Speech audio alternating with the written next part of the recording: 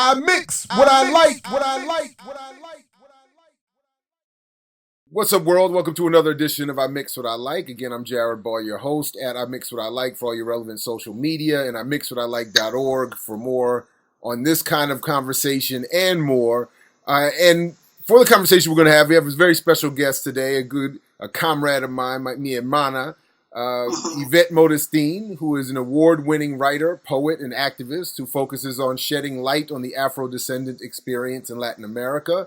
And we wanted to talk with her today about a number of things, but specifically related to her work, or to specifically talk with her about her work related to a new documentary coming out on the Maroons in Panama, from where Yvette comes, specifically in Cologne. So Yvette, welcome back to the program. Good to have you.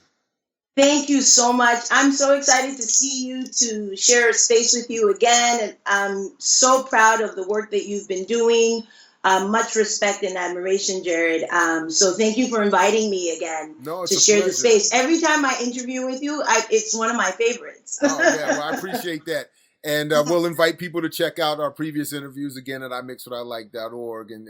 So, no, the feeling is likewise, and we greatly appreciate having you back with us. Well, let's start with this documentary. You know, a lot of people, unfortunately, even with all the focus on Latin America, Panama doesn't always get the attention it deserves, and the African experience in Panama specifically, and even more specifically, the Maroon experience. So tell us about this documentary and what it's uncovering for us. This was an absolute labor of love. The documentary was written by Toshi Sakai, who's a Japanese American who lived in Portobello, Cologne. Very strong African Congo presence of Panama. And actually, Dr. Sheila Walker is one of the folks that worked very closely with us. And I'm the narrator of the film. So as a Panamanian, it was such a powerful experience to go even deeper into the African presence of Panama, and to know that we were one of the places in Latin America that basically stopped the slave trade and the flow for the Spaniards because of the Maroons in Panama. We were brought to Panama as slaves, dropped off from the Middle Passage. But the Maroons in Panama resisted and took themselves into the forest, the palenques of Panama, and survived and created a whole new way of living, a culture, a way of resistance to combat how they were being treated by the colonizers as, one less step from being an animal, which to me is almost relevant to today, and how Black men, Black women are being seen and treated as one less than animal. And that's how they were brought to Panama, and they resisted that.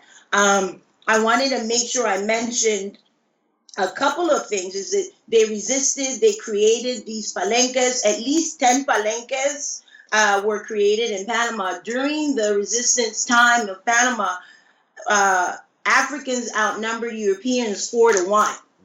So you will hear that in the documentary. They were mostly men, but one of the sad parts about being a narrator is when you go so deep into the story and having to speak is that they brought mostly men, but at one point the men were so broken and so stressed that they started bringing women. And it wasn't, the only reason was to abuse them and to have them breed more men, more children. So we know, based on the documentary and the research that Toshi has done, is that we were using kids as young as 8 years old to do some of the work that Africans were brought to do in Panama.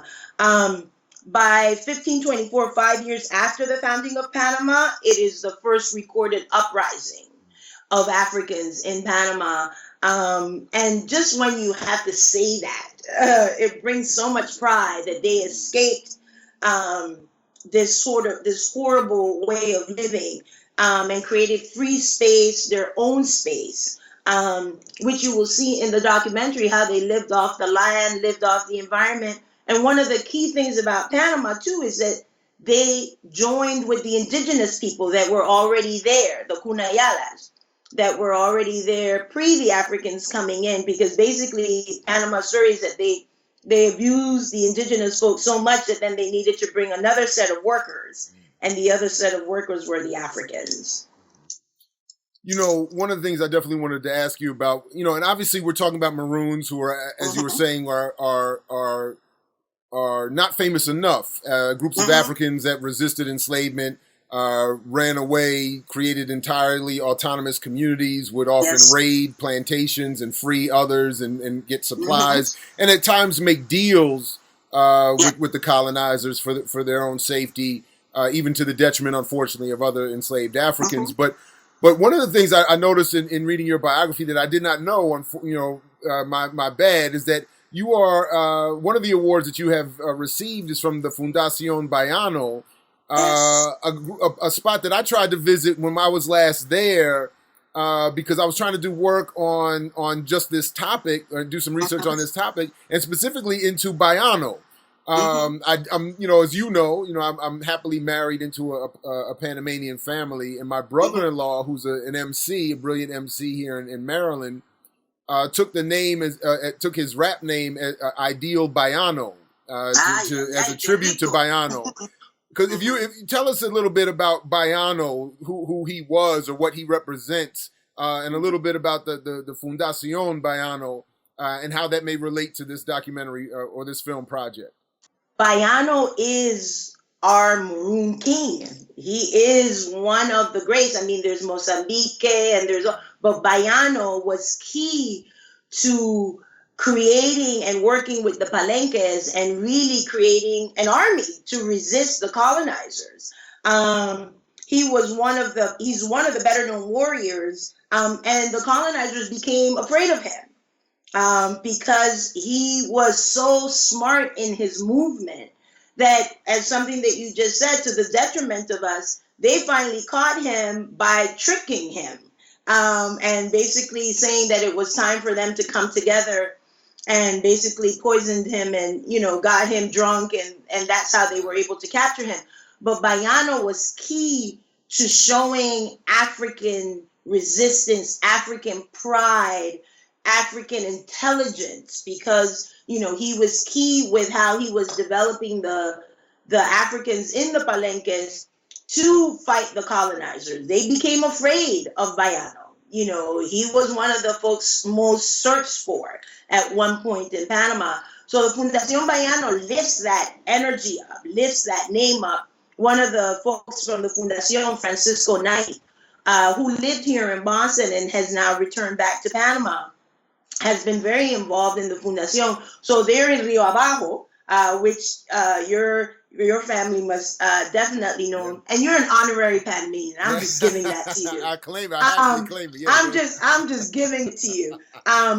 And they go back to it's not just about the resistance. It's about the food. It's about the culture. It's about the drumming. Like, doing the documentary, we went deep into the music and how they made the drums and how they beat the drums as messages between the Palenques. So Fundación Baiano really brings that up, the music, the resistance, the way to take care of ourselves and not have to depend on others, especially depend on the colonizers, to use the richness that we carry internally and externally.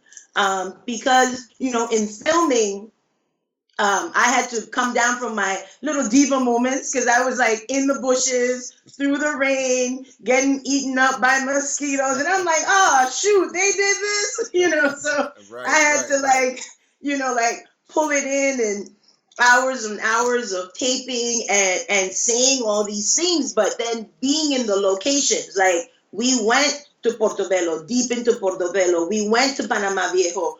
We went to Darien. They went to, all the Palenques. They went to Nombre de Dios. We went there to capture this, and you saw how they retained it. The Congo community has retained a lot of this, to the point that Toshi felt like the documentary was giving so much information that it needed to be in two. So there's going to be another piece that's only going to focus, that Sheila Walker and Toshi are very deeply involved in, that's only going to focus on the Congo resistance, Nice. to really how they've retained a lot of that piece. And you know, one of the moments I had with one of the reinas de Congo, Doña Alejandra, and she said, folks thought that, you know, because that's one of the first movements of Africans in Panama, and then the second wave we can say is the Caribbeans who came for the construction of the canal. And there was always a division between these two communities, and the Congos were seen as the lesser than, and that's because I come from both. This became even more special, is to unify that African voice, that Black voice. But their whole thing was, we were not going to be treated another way by white folks, by colonizers. So that's why they stayed in the palenques, and you have them in the outskirts of Panama still, why the Afro-Caribbean stayed were mostly inland and had to deal with another level of colonizers, which the Americans brought with the construction of the canal and the canal zone area, right, and imposing Jim Crow law. So to see these two communities as resistance communities, very unique communities that Panama represents, that we don't get enough attention on. Like, we have an African experience, but we have another colonizing experience of the American experience with Jim Crow laws. And the fact that now we are standing tall like Fundación Bayano, or have our Black History Month, Black History Day, May 30th in Panama, which was brought upon by the fight of Coral Richards, one of my dear mentors. You know, now we raise up not only the Congo, the Bayanos, but the Afro-Caribbean experience in Panama, which has a lot to do with the development of Panama. Panama's